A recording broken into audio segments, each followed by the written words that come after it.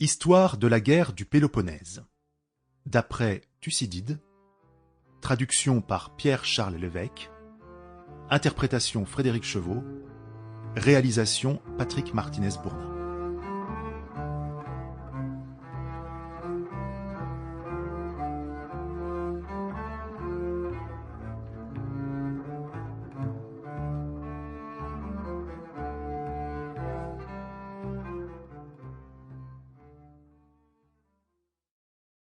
Livre 1er. Thucydide a écrit la guerre des Péloponnésiens et des Athéniens et est entré dans le détail de leurs exploits réciproques. Il a commencé son travail dès le temps des premières hostilités, persuadé que ce serait une guerre d'une grande importance, et même plus considérable que toutes celles qui avaient précédé. Sa conjecture n'était pas dépourvue de fondement.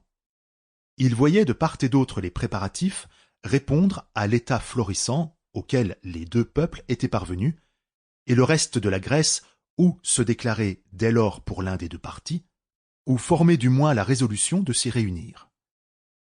C'était le plus grand mouvement que la Grèce eût encore éprouvé, qui eût agité une partie des barbares, et même qu'eût ressenti le monde entier.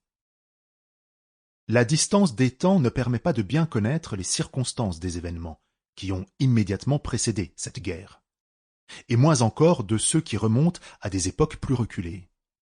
Mais, autant que je puis en juger, et portant mes regards jusque dans la plus haute antiquité, je crois qu'il n'y avait encore rien eu de grand, ni dans la guerre, ni dans tout le reste. On voit en effet que le pays qui porte aujourd'hui le nom de Grèce n'était point encore habité d'une manière constante, mais qu'il était sujet à de fréquentes émigrations et que ceux qui s'arrêtaient dans une contrée l'abandonnaient sans peine, repoussés par de nouveaux occupants qui se succédaient toujours en plus grand nombre.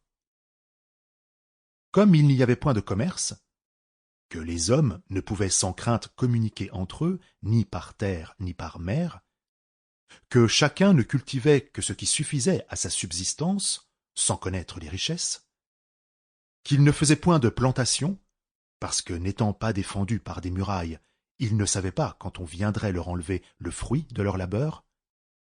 Comme chacun, enfin, croyait pouvoir trouver partout sa subsistance journalière, il ne leur était pas difficile de changer de place.